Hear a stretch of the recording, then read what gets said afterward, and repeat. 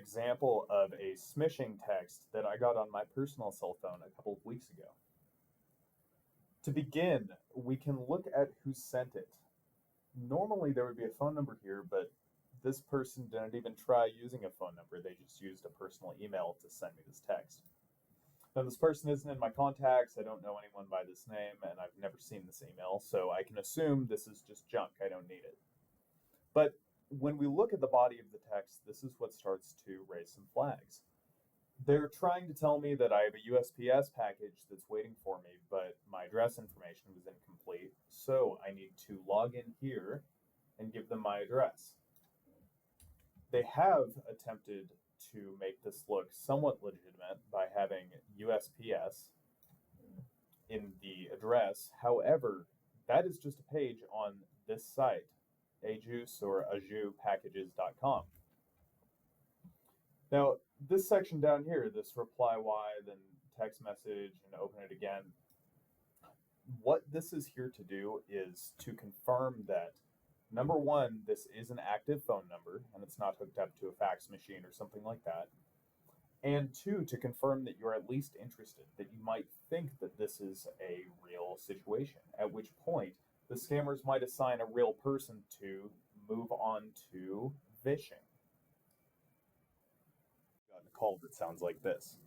Yeah, hey, I'm calling from your bank. I just wanted to let you know that I saw some fraudulent charges on your account. So unless you can confirm your account right now, we're going to have to lock your account out. So you can go ahead and just give. That is obviously a phishing scam.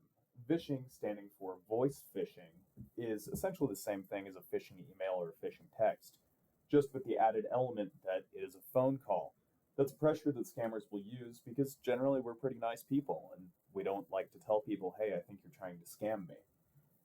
So here's some tools that you can use to defeat phishing attempts. The first being just hit them with that reverse.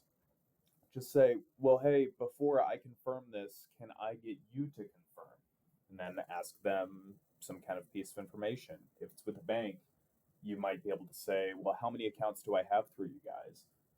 Do I have a car through you guys? Can you confirm the make or model of that car? Can you confirm the numeric portion of my address? Essentially just catch them in their own lie because most of the time they only know very little information about you. So make it awkward for them by asking an innocuous question that they won't have an answer to. Second, you can always say, hey, my boss is calling me. Can I call you back? And what's your extension? Most of the time, they won't give you this. They may be calling you from a spoofed number, or they may be calling you from just a completely different number. All of this means that they're trying to appear like they're calling from the bank, but this is not a call from the bank.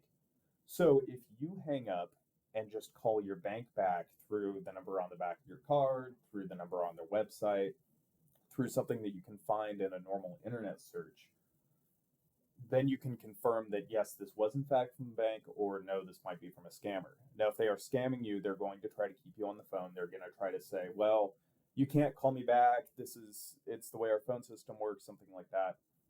They should be able to give you an extension. Our third option is to investigate, and that could just be simply Googling the number. That might be if it's some random insurance company. You can Google the company's name, followed by scam or something like that.